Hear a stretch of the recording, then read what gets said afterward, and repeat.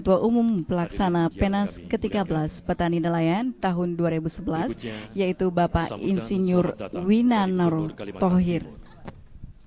Dan seperti yang dikatakan tadi, ini adalah sebuah ajang yang mempertemukan kepala daerah. Dan di sini masing-masing kepala daerah bisa saling memberikan kontribusi.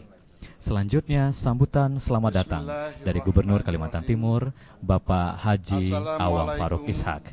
Warahmatullahi wabarakatuh.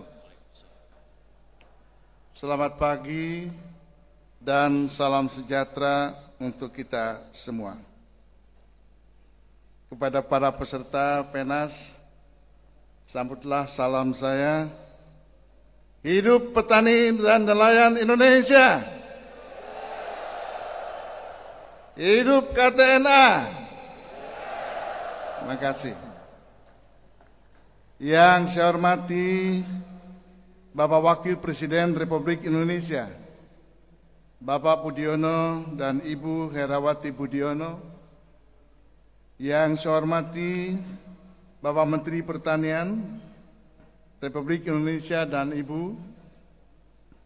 Yang saya hormati Bapak Menteri Kehutanan Republik Indonesia dan Ibu.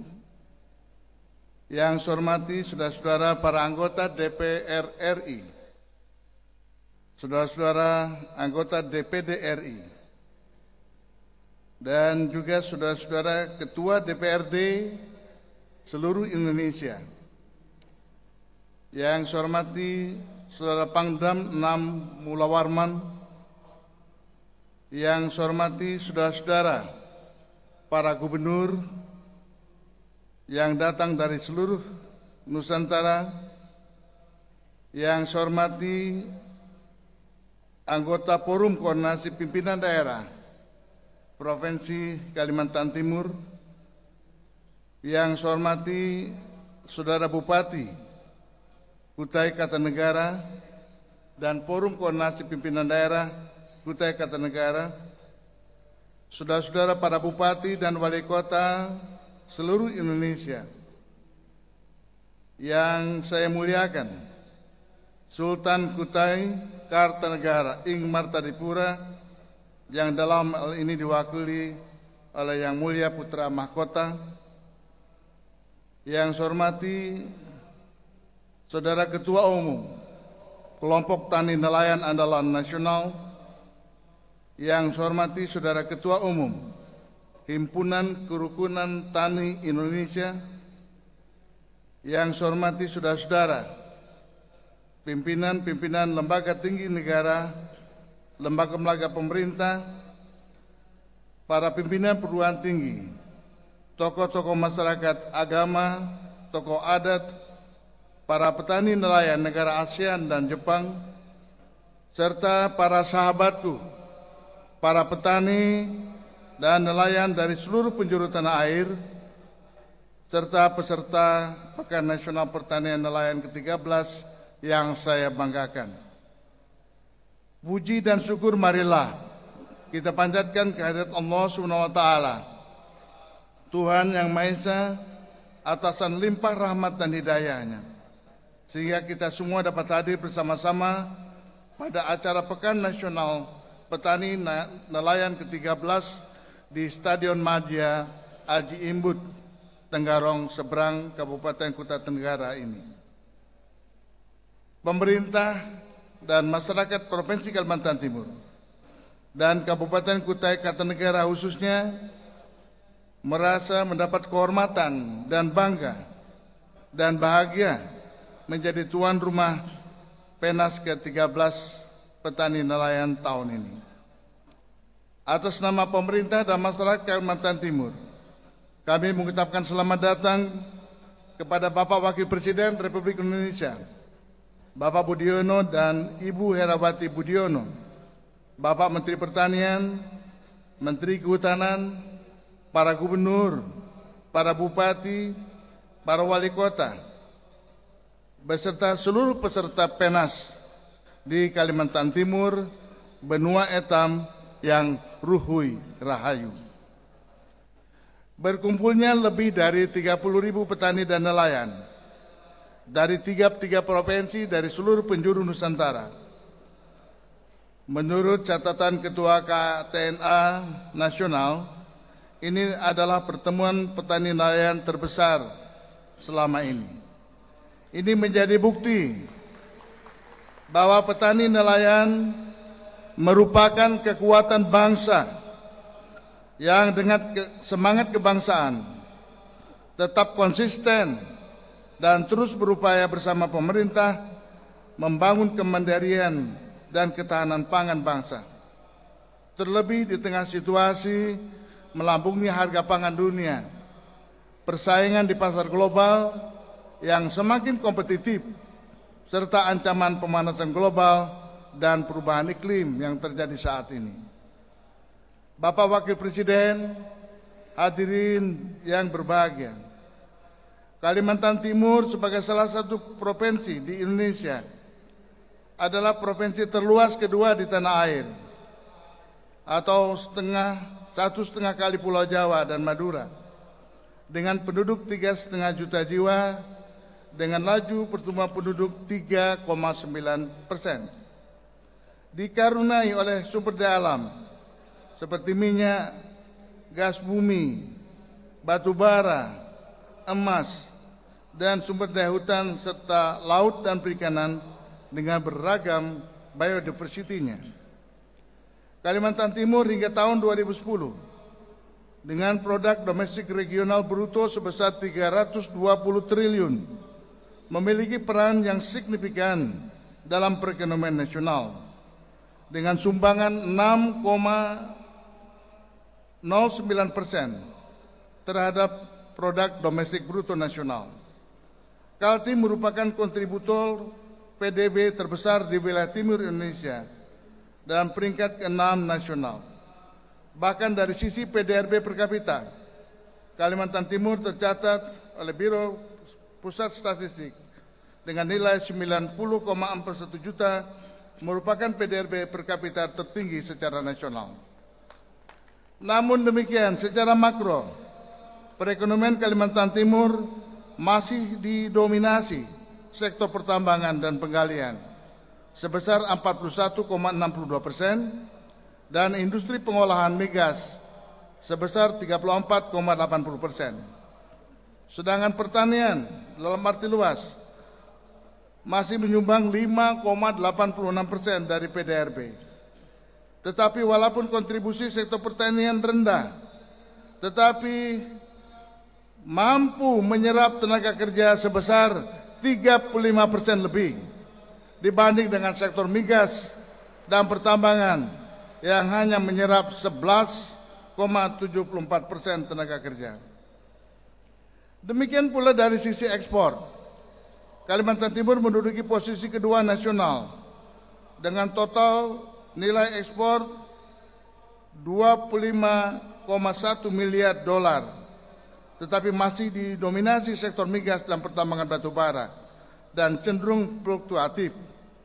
Inilah yang menjadikan alasan mengapa Kalimantan Timur menetapkan visi Kaltim Bangkit tahun 2013, mewujudkan Kaltim sebagai pusat agroindustri dan energi terkemuka menuju masyarakat dan adil dan sejahtera. Dan sejalan dengan Master Plan MP3EI, Master Plan Percepatan Perluasan Pembangunan Ekonomi Indonesia yang barusan di-launching oleh Bapak Presiden, Kalimantan Timur termasuk koridor Kalimantan sebagai pusat produksi dan pengolahan hasil tambang dan lumbung energi nasional.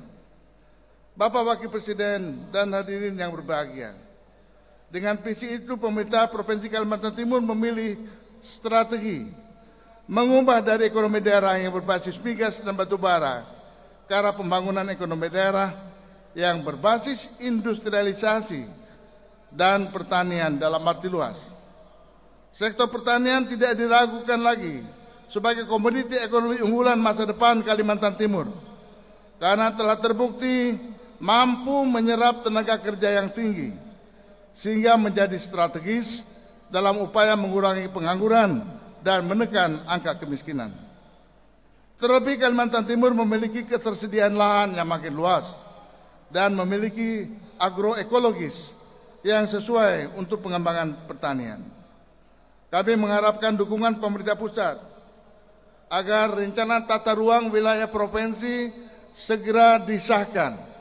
Dengan demikian kami memperoleh kepastian hukum, mendapatkan kawasan-kawasan budidaya non-kehutanan dan hutan-hutan sekunder yang bisa dikonversi untuk lahan pertanian. Kami telah membuat perwilayahan community di seluruh Kalimantan Timur. Dan insya Allah lahan-lahan pertanian di Kalimantan Timur akan bertambah luas, bukan berkurang. Pengembangan komoditi pertanian ke depan tidak lagi dilakukan secara konvensional, tetapi akan kami lakukan secara industrialisasi dengan menekankan kepada peningkatan produktivitas dan value dengan nilai tambah melalui pendekatan klaster industri yang terintegrasi dari sektor industri hulu hingga industri hilir, termasuk industri komplementer dan industri terkait lainnya.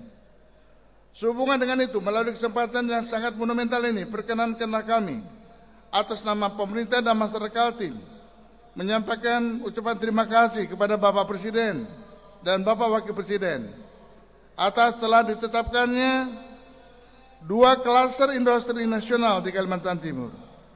Yang pertama, klaster industri berbasiskan pertanian dan oleochemicals di Maloy di Kuta Timur bersama-sama dengan Provinsi Riau dan Provinsi Sumatera Utara. Dan klaster industri berbasiskan migas dan kondensat di Bontang bersama-sama dengan Provinsi Jawa Timur.